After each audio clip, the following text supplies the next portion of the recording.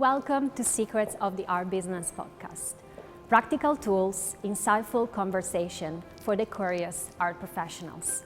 I'm Daniela Duppen, your host for Season 1. I'm the founder of the Blonder Dealer blog and also an art professional for the past 15 years. I met some really interesting artists, curators, collectors, and professionals that I hope will give you some great insights into the art business. And why not? We're gonna find some great secrets. So join us for the conversation and for this incredible journey.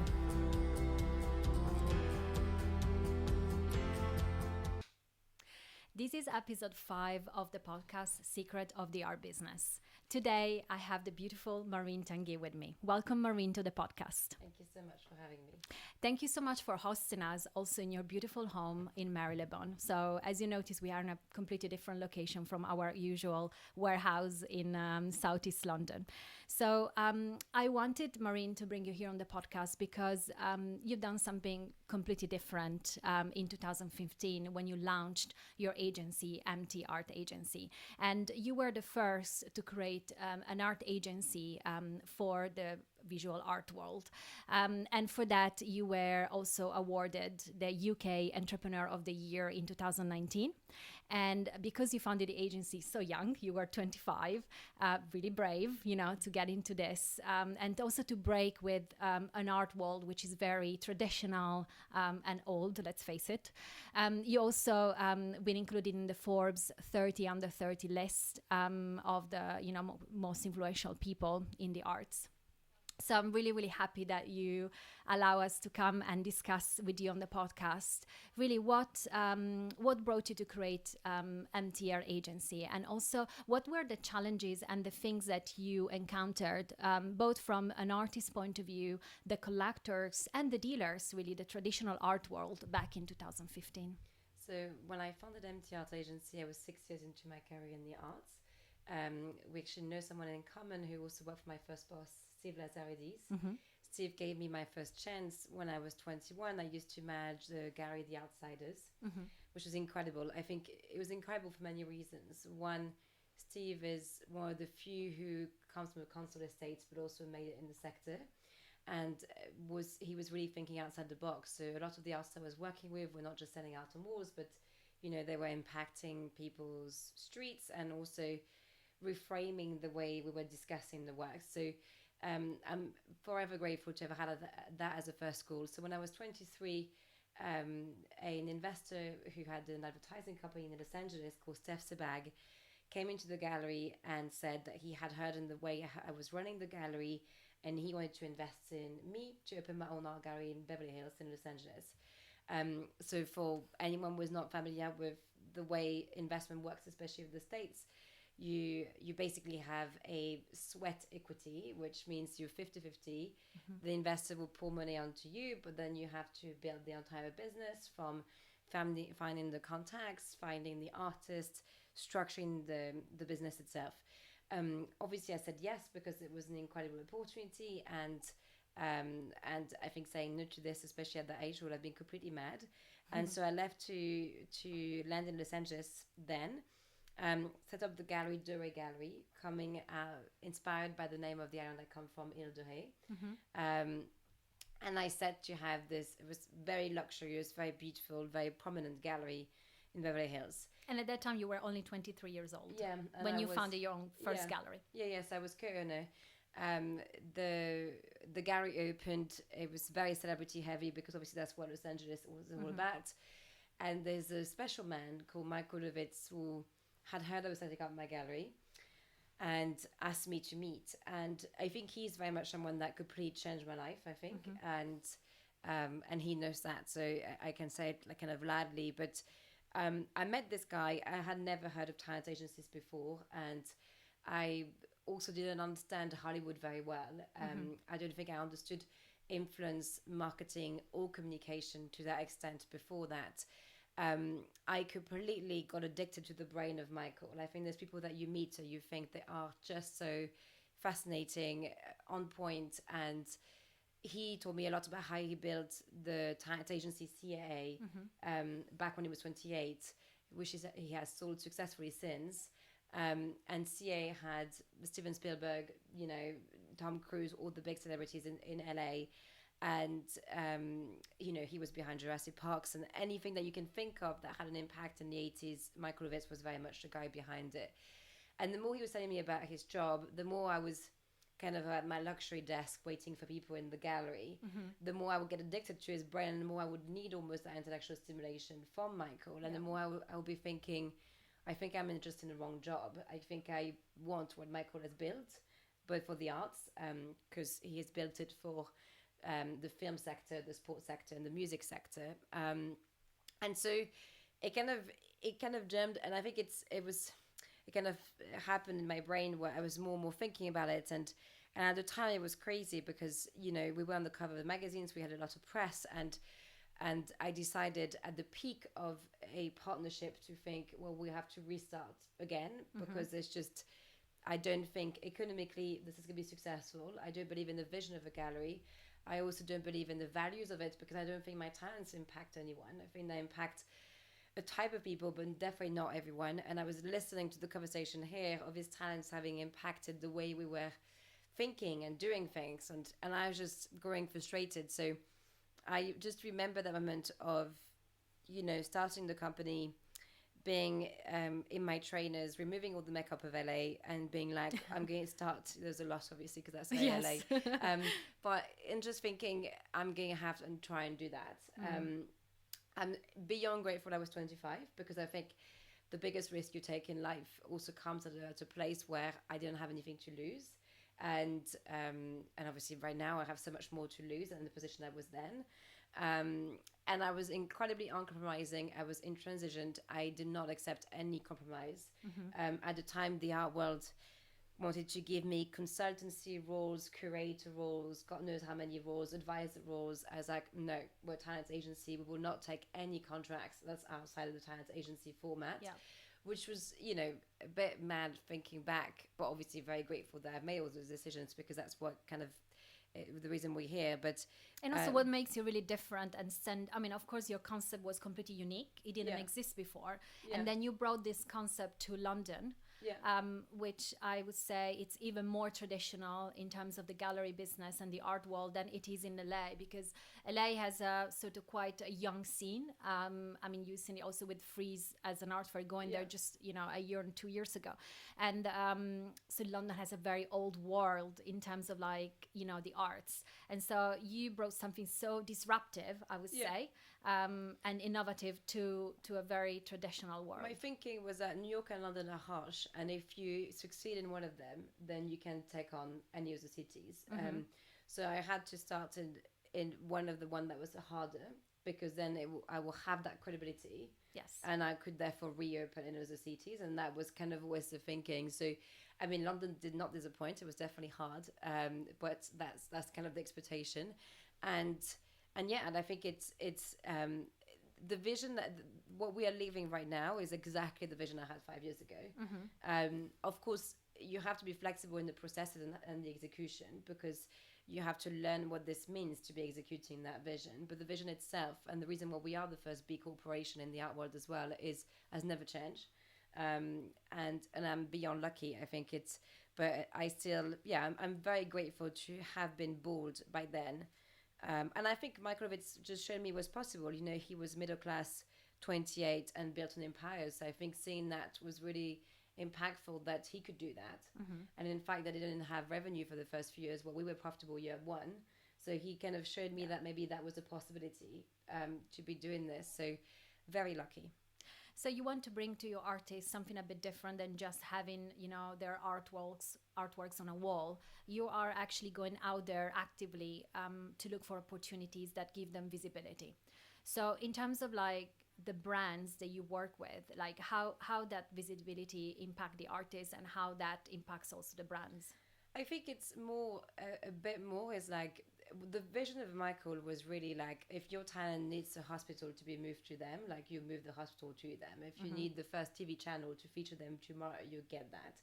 I wanted to be a machine for them, not obviously in a non-emotional way, but in a way of, I wanted them to get the best and as fast and early as possible. So, Seipe, when he was barely 29, we closed the Champ de Mars, which is 800 meters of land in central Paris, which had never been closed historically, and we brought the Guardian as a media partner, 30 companies to finance the Eiffel Tower and the Mayor of Paris. And I wanted to do that for people who were deeply ambitious. And I know that even the top galleries can't bring that on at the minute to their talents. So it was just thinking, how can we overdo in the same way that LA has taught me that, like, you just really think everything is possible for your talents, and then you just go and package it and do it. So that's the vision for them. In terms of the brand, I think it's always I get a lot that questions, but I think I see when we look at an artist and we strategize how we think we can establish a reputation, we think, who has the best stories? How can we build that story with the artist? Whether they're a brand, a collector, public arts and institutions, a press journalist, that's the same in our head. Of course, there are contracts that are different and the executions that are different, but they're more in the sense, we more think, is it aligned with what they're talking about? Can we therefore plug it in? And any form of support we structure around them is equal in our head. There's no one person that's different, and it will have to feel right in terms of the storytelling that the artist put forward as well. Yeah, always keeping the artist's integrity at the core of what you do. We have to, with being a B Corp as well, we can't do anything else. Yes. We're measured on the ethics of what we do, so we can behave otherwise. And then brings me to the question that I wanted to really hear from you is, how do you get that balance, for an artist to be commercially successful, really, and to also at the same time have the integrity? And do you think that's possible to get that right balance? And how do you strive to get that balance for your artist? I think I less strive to get a balance. I more strive to do what they want to do. So I have artists who are happy to be commercial. I have artists who don't want to be commercial at all. Our job is to just respect what the artist actually wants. So depending on the talent, if I think at Lenny Duppen, she, from our side, of Matab Hussein, he's had the South Bend Center, he has mostly museums, he has a Guardian constantly writing about him. He's just not going to be the same commercialness as a Tiffany Boyle or Claire Luxton. But, we manage a portfolio, so we don't mind which route they want to take. We just mind that this is cohesive and we can actually amplify that route through the process of the agency. Something that is very special, and we are in a special room here, it's called the David Room, is that... Yes, we have this artwork here by David as well. I know, it's great. The David Savant-Schreiber was our first talent we ever signed, and I think, so we know each other for 6 years. The David Room is special for us because, and me personally, because obviously it's my house, but it's a reminder that I think someone like David has enabled me to also have a trusting position and an artistic position with him, not in a control freak way, but in a really beautiful way. So we've had very kind of honest, difficult conversation on the artistic side, and he started with a planet. He's now what you can't see behind you, or even this one, but he's really pushed it, and I think he's an ideal. I always prone him as the ideal artist because, first of all, he has shown to constantly reinvent himself, but also he's enabled us to build that trust. So we can say, we just don't believe in that. It doesn't mean he's not going to go ahead and do this, but it just means we have that mutual respect that's incredibly precious. So I guess that's a perfect combination. But not everyone is going to behave that way. And also, not everyone is here for life. I think there are people who will be more in the long term than others in the agency, and that's fine as well. We don't mind. Yeah, so you have at the moment a core number of artists, which is 22, but then you collaborate with about 60 artists on different projects. Yeah. And then what really struck me was that you actually look at 200 artist portfolios each month. No. You have a team, of course, and also you have a committee who helps you decide and get really the best final decision on who is the next artist you're going to invest in. And I like that idea because sometimes in galleries you have just a gallery owner thinking, okay, I'm going to invest in these artists, but you have collectors and experts and investors really thinking at 360 degrees, like what's the next artist we're gonna really focus on. And I like that approach because it's quite open, I think. And I think the thing is, different. I don't think I know everything. Like, I think it's like, I'm trying to build a company that's, we're beyond ambitious in terms of the company. And I think we're beyond ambitious in the growth of the company that we want. And so I don't believe that for that single person eye and taste can be that ambitious, because it's limiting in a sense. The selection committee is managed by Lisa Arlo, who is one of our amazing colleagues, who recently sold Fair Horses, her past company, to join us. And she's managing a selection committee made of people like Eduardo Monti, David Lepan, like the Mia Foundation is on that, Arin and Anne Rosenblatt, who are incredible collectors. And they disagree. There are times, I mean, I think as a founder, I definitely, like, the word hunting is bad, but it is like, I get really obsessive about which talents I want to be part of the agency. I do worry that we don't sign them fast enough, because I have signed Seipe before he became a major deal. We signed Raven before she went on TV recently, Raven D. Clark, and be deemed the next thing by the Evening Standard and Channel 4. And so, you know, I get anxiety because I can see someone is really of quality, but I have to obey by my own system. And the reason I do this is also because if you are one of my friends, I don't want you to have a faster route. I want you to be equally, you know, verified by the committee. And that's important in terms of ethics. It's important in terms of access. It's important in terms of fairness. But yeah, Raven, they took a month on this, and I was just so anxious because I could see, and she got 3 different contracts for different galleries just a week after we signed her, and I was just like, this is definitely going to happen. I could see it. She's incredible. Her sculptures are incredible. We had a rush of collectors to go for her. Yeah. So yeah, like I could see that was going to happen. Yes. And also one of your main motto in your agency is we invest in artists, not in art. So you really put the focus on the person, on the artist. So what do you think is the criteria that really makes an artist investable from your point of view? And, you know, for an artist really approaching, could the artist actually apply and submit their work to the agency? They can. Artists, plural, at MTArt Agency is where all the review process takes place. Yes, I think that's a good... It's interesting in terms of personality. I think it's like an entrepreneur. The first part is to be resilient, driven, super ambitious, not take for no for an answer. The second part is knowing how to work with people, because you become your own limit at some point. And if you don't understand how to build that support network of professional people that literally will be the top in their game to back you, you will screw over your career. And it's the same with an entrepreneur where, you know, I'm definitely in that position. If I don't recruit the top people to work with us, like, we will be limiting the impact that we can have. So I think it's first part for the emerging, it will be that resilience, ambition, drive. Second part is self-awareness, communication, trust, and an understanding that you cannot do it on your own. And so that is just almost part 2. And you see it when they're more established. Like, you see how Robert Montgomery, who just joined us, is delighted to see her running the large public art projects with us, you know. And they have a different understanding of the need for people. Yes. But I think as you're young, you know, you also have a sense of maybe young in terms more or less of age, but in terms of experience, you have a belief that maybe you can do it all on your own, which doesn't work out. Well, artists now, they have incredible tools. Yeah. I talked actually in episode 3 of my podcast, which just came out on Friday, that now with the internet, you have a lot of different tools. Now, depends how you use them, and depends also the time that you want to invest, you know, aside from your art, into that. But of course, if they come to you and they are signed by your agency and you have a contract in place and you are supporting them, because for your core artists, you also pay for their studio, which is something that not everyone does. You know, when you have that investment, you almost have a peace of mind that you just have to think about your art and then maybe think about, you know, your big vision in terms of your project. So maybe the attention shifts in different ways. But at the same time, I believe the successful artists also have within them their own entrepreneurial spirit, and they see themselves as a business, really. Yeah, but I think for phase 1, completely agree.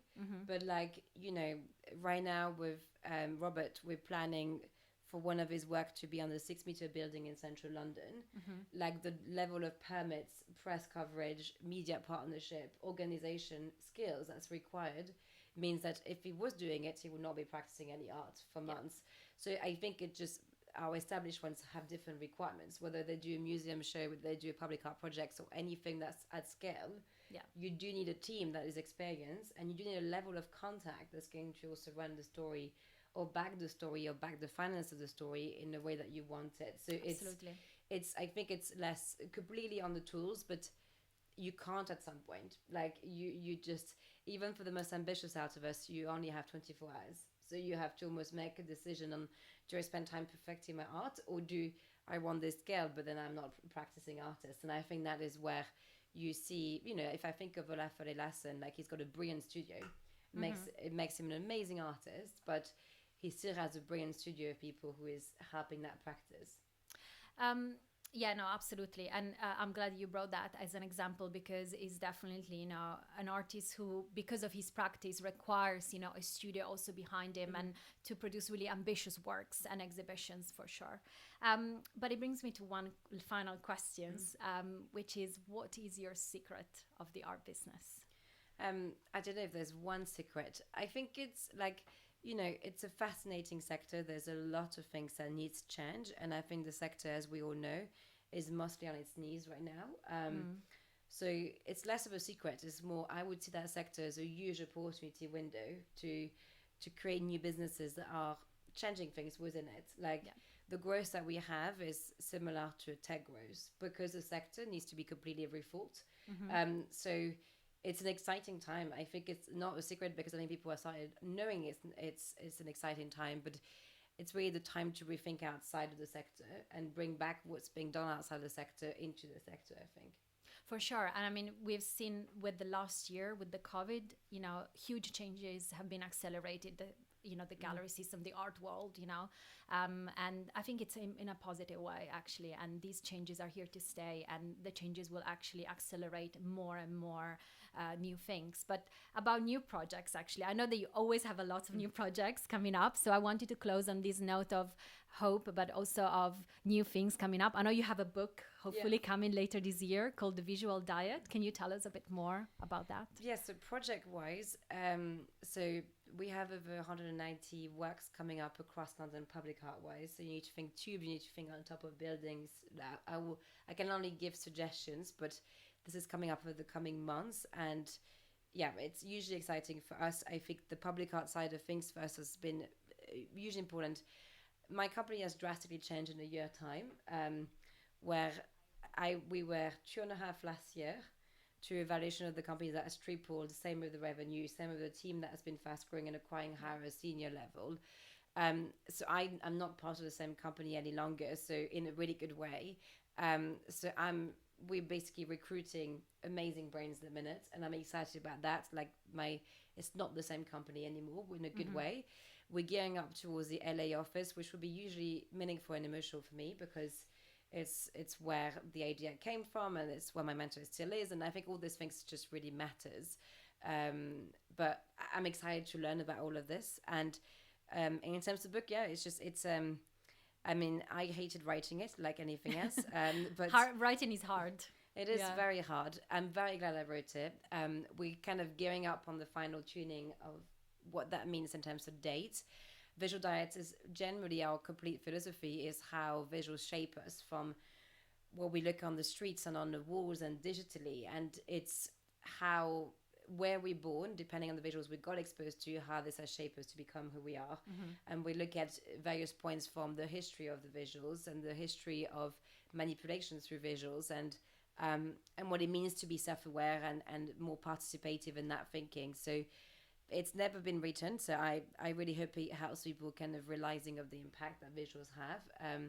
And yeah, it's a new step for me as well. Yeah, I'm looking forward to seeing it and reading it for sure. And seeing the impact of also that social media had, you know, in the most recent years on our visual diet. So yeah, definitely, for sure. But thank you so much for your time and your expertise. And of course, you have a lot of exciting projects. So we're going to link to the show notes also all your new projects coming up, and the things that you talked about, and the project with Saipe and all the artists we talked in the podcast. So thank you so much again. And on this note, we're going to close on episode 5. Thank you. Thank you so much.